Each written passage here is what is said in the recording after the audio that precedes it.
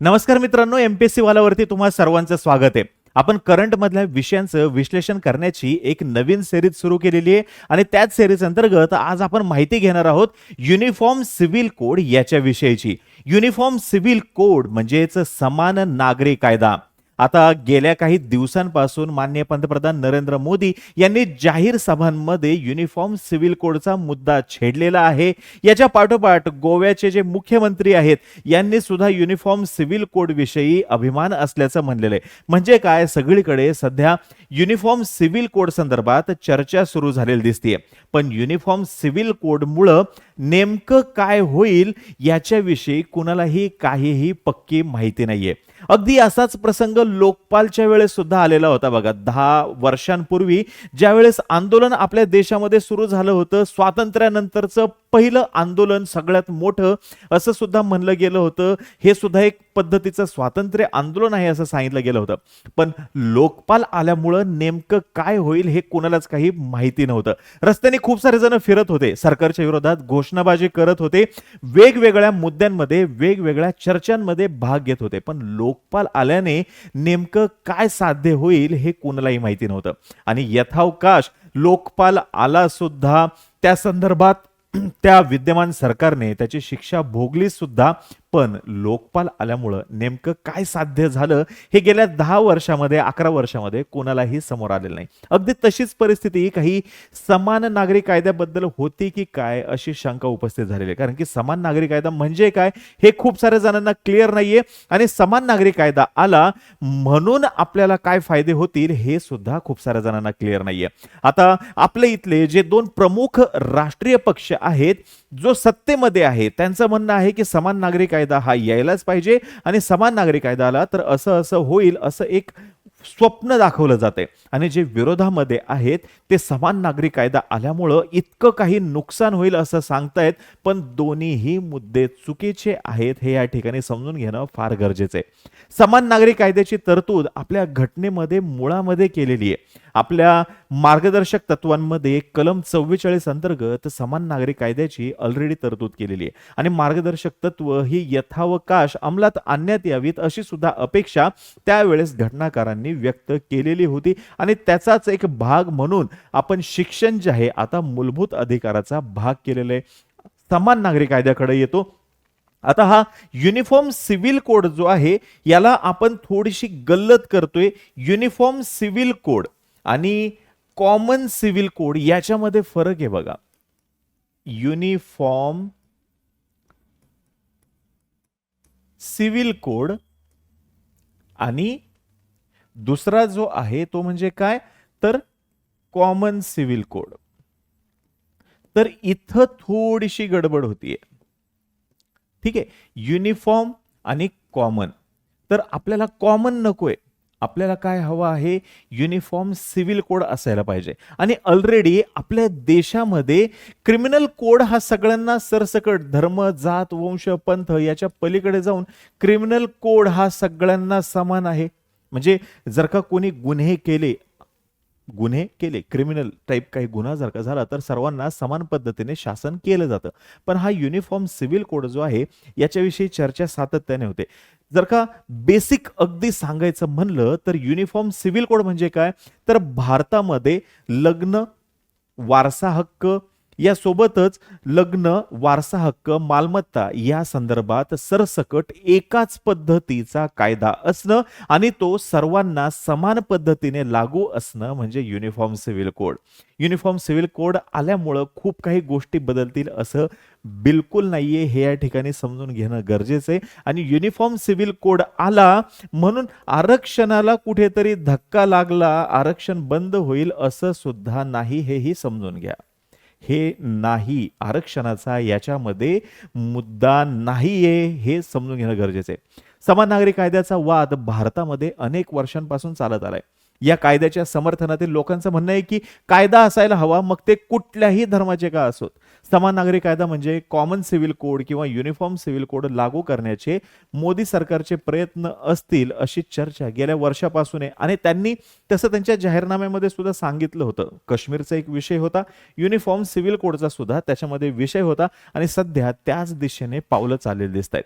समान नागरी कायदा लागू झाल्यानंतर, नवा कायदा लागू झाल्यानंतर हिंदू विवाह कायदा, हिंदू कुटुंब कायदा, मुस्लिम पर्सनल लॉ, पारसी लॉ, ईसाई लॉ किंवा अल्पसंख्याक धर्माचे अन्य कायदे रद्द होतील आणि त्या जागी एकच कायदा अस्तित्वात येईल. याच पार्श्वभूमीवरती जाणून घेऊयात की हा समान नागरी कायदा नेमका आहे काय. तर समान नागरी कायदा म्हणजे युनिफॉर्म सिव्हिल कोड, विवाह, घटस्फोट, मूल दत्तक घेणं, मालमत्तेची वाटणी यांसारख्या बाबतीत सर्व नागरिकांसाठी समान कायदा असणं हे या ठिकाणी महत्वाचे आहे. म्हणजे बघा, शरीयत कायदा जो आहे याच्यानुसार मुस्लिम व्यक्ती जो आहे तो 2 लग्न करू शकतो, कारण की त्यांना तशी त्यांच्या शरीयत कायद्यानुसार परवानगी दिलेली आहे. पण कोणीही हिंदू व्यक्ती जो आहे तो 2 लग्न करू शकत नाही. पण गोवा ज्या ठिकाणी समान नागरी कायदा आहे असं म्हणलं जातं, इनफॅक्ट त्यांचे तर पोर्तुगीज काळापासून जे कायदे चालू होते तेच कायदे चालू आहे. गोव्यामध्ये ह्याच्याबद्दल फार अशी इंटरेस्टिंग अशी तरतूद करण्यात आलेली. म्हणजे कसं, जर का एखादा हिंदू व्यक्ती आहे आणि त्याच्या पत्नीला जर का 25व्या वर्षापर्यंत मूल नाही झालं आणि जर का त्याच्या पत्नीला 30व्या वर्षापर्यंत मुलगा नाही झाला तर तो हिंदू व्यक्ती दुसरं लग्न करू शकतो, अशी तिथं तरतूद आहे जी बाकी ठिकाणी नाहीये. म्हणजे गोव्यामधला सुद्धा जो काही युनिफॉर्म सिव्हिल कोड आहे तो वेगळ्या पद्धतीचा आहे, तो युनिफॉर्म आहे असं म्हणता येणार नाही आणि तिथं शरीयत कायदा मुस्लिमांना लागू होत नाही. हेही इंटरेस्टिंग आहे. म्हणून याच्यामध्ये गुंतागुंत फार आहे. पण एक गोष्ट समजून घेणं गरजेचं आहे, विवाह आणि घटस्फोट या संदर्भातले कायदे हे देशभर समान असणं अपेक्षित आहे. समान असणं अपेक्षित आहे, कारण की याच्यामध्ये अल्टिमेटली जी ॲग्रीड पार्टी आहे ना, ती म्हणजे कोण आहेत, महिलांचं ह्याच्यामध्ये फार मोठं नुकसान होतं आणि महिला जे आहेत यांचंच ह्याच्यामध्ये फार मोठं शोषण होतं असं आपल्याला लक्षात येते. मालमत्तेची वाटणी, मूल दत्तक घेणं, घटस्फोट, विवाह या संदर्भातच हा कायदा असणार आहे. ज्या राज्यात समान नागरी कायदा असेल तिथं लग्नाचं वय, घटस्फोट, दत्तक विधान, मुलांची कस्टडी, पोषण भत्ता, वारसा हक्क, कौटुंबिक संपत्तीची वाटणी, देणग्या या सर्व बाबी देशाच्या प्रत्येक नागरिकासाठी समान असणार आहेत. येते लक्षामध्ये. त्याच्यामुळे जे काही स्वप्नरंजन केलेलं असेल, हे होईल ते होईल, नाही नाही. मग काही काही जण असं सुद्धा म्हणतील, मग रेल्वेला सुद्धा आता सरसकट सगळे डबे समान असतील का, म्हणजे जनरल क्लास, स्लीपर कोच आणि फर्स्ट क्लास हे सगळं बंद होईल का. तर असं काही नाहीये. वो अलग बात है. युनिफॉर्म सिव्हिल कोड जो आहे तो पर्टिक्युलरली याच शब्दांशी संबंधित आहे आणि घटनेमध्ये मार्गदर्शक तत्वाच्या मध्ये याची कलम 44 अंतर्गत तरतूद करण्यात आलेली आहे. विरोध काय आहे तर all India Muslim personal law board आणि all India United Democratic Front यांसह काही पक्षांनी एक असंविधानिक आणि अल्पसंख्याक समाजाच्या विरोधातला हा कायदा आहे असं म्हणत याला विरोध केलेला आहे. पण हे समजून घेणं गरजेचं आहे, सगळ्यांनाच समजून घेणं गरजेचं आहे. धर्म कोणताही असू द्या, त्याच्या पलीकडे जाऊन की याच्यामध्ये ॲग्रीड पार्टी आहे कोण, तर महिला, हे जास्त महत्वाचं आहे. लग्न ह्या विषयावरतीच आपल्या इथं जास्त चर्चा होते. प्रॉपर्टी वगैरे ह्याच्याविषयी अजून चर्चा होत नाहीये, पण लग्न ह्याच्याविषयी जास्त चर्चा होते. आणि जर का समान नागरी कायदा आला तर संपूर्ण देशभर घटस्फोट, लग्न या संदर्भात समान कायदा लागू होऊ शकेल. मग ह्याचा अर्थ आपल्या ज्या काही चालीरीती आहेत त्याच्यानुसार लग्न करू शकणार नाहीये का, तर तसं सुद्धा नाहीये. जो तो ज्याच्या त्याच्या चालीरीतीनुसारच लग्न करू शकणार आहे. पण कायदा त्या संदर्भातला लागू जो होईल तो देशभर समान असणार आहे.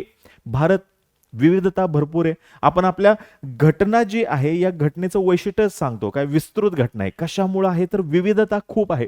विविध जाती आहेत, समुदाय आहेत, वेगवेगळ्या धर्मानुसार त्यांचे कायदे वेगळे आहेत आणि समान नागरी कायदा लागू जर का झाला तर त्याचा देशावरती आणि इतर धर्मांवरती परिणाम होईल. यामुळे या कायद्याला all India Muslim personal law बोर्डाचा विरोध आहे आणि वेळोवेळी त्यांनी या कायद्याला विरोध केलेला आहे. आणि हे सुद्धा काय म्हणतात त्याला पूर्ण सत्य नाहीये की बाबा ह्यांनी जे सांगितलेले असं जर का केलं तर परिणाम होईल वगैरे, असं काही होणार नाही. कारण की एक महत्वाचं बघा, America, Ireland, Bangladesh, Pakistan, Malaysia, Turkey, Indonesia, Sudan, Egypt असे अनेक देश आहेत की जिथं समान नागरी कायदा लागू आहे.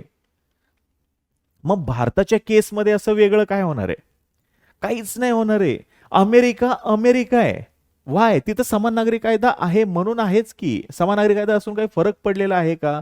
तर नाही पडलेला. बरोबर आहे. आयर्लंड सुद्धा या ठिकाणी आहे.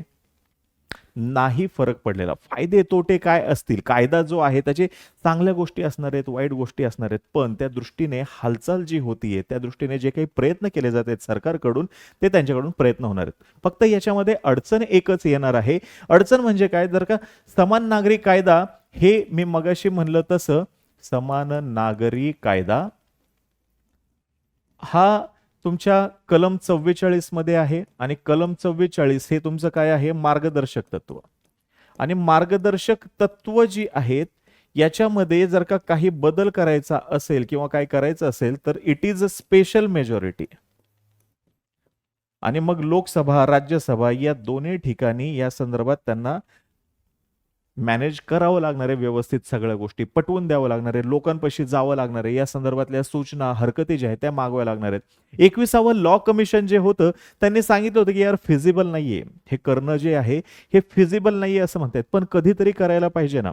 देश स्वतंत्र होऊन आता जवळपास 75हून अधिक वर्ष झालेली आहेत आणि आता आपण जर का अजूनही म्हणलं की बाबा आपण याच्यासाठी तयार नाहीये तर इट इज प्रॉब्लेमॅटिक. ह्याच्यावरती विचार होणं फार गरजेचं आहे. सगळ्यांनीच विचार करणं गरजेचं आहे. आणि यासोबतच ज्या चुकीच्या धारणा आहेत, चुकीच्या धारणा म्हणजे काय? सर्वांसाठी समान डबे असतील का रेल्वेचे? आरक्षणाला काही धक्का लागेल का? तर कुठेही काहीही धक्का लागणार नाहीये. लग्न आपण ज्या पद्धतीने करतो त्याच पद्धतीने लग्न सगळे होणार आहेत.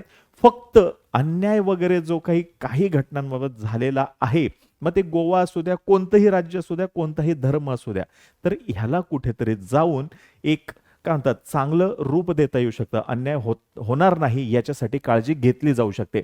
संविधानात तरतूद आहे का? तर होय. घटनेच्या कलम 44 मध्ये राज्य धोरणाच्या मार्गदर्शक तत्वांमध्ये या संदर्भातली तरतूद आहे. आणि एक ना एक दिवस हे आपल्याला सगळ्यांसाठी समान करावं लागणार आहे आणि आता ती वेळ आलेली आहे असं म्हटलं जाते. बघूयात लोकांच्या सूचना, हरकती याच्यावरती निश्चितपणे विचार केला जाईल. चर्चा होईल. लोकसभेमध्ये चर्चा होईल. राज्यसभेमध्ये सुद्धा या संदर्भातली निश्चितपणे चर्चा होईल. पेपरमध्ये वेळोवेळी या संदर्भातली टीका पण होईल. त्याचे फायदे सुद्धा सांगितले जातील आणि अल्टिमेटली भारतीय लोकशाहीसाठी जे काही योग्य असेल तेच सगळ्यांच्या समोर येणार आहे आणि ज्याच्यातून लोकशाही जी आहे ती अजून सदृढ होण्यास निश्चितपणे मदत होईल. आता ही माहिती छान जर का वाटलेली असेल, तुम्हाला पटली जर का असेल तर तसं निश्चित सांगा. आणि अजून कोणत्या विषयावरती जर का माहिती हवी असेल तर ते सुद्धा कमेंट बॉक्समध्ये नक्की सांगा. जय हिंद, जय महाराष्ट्र.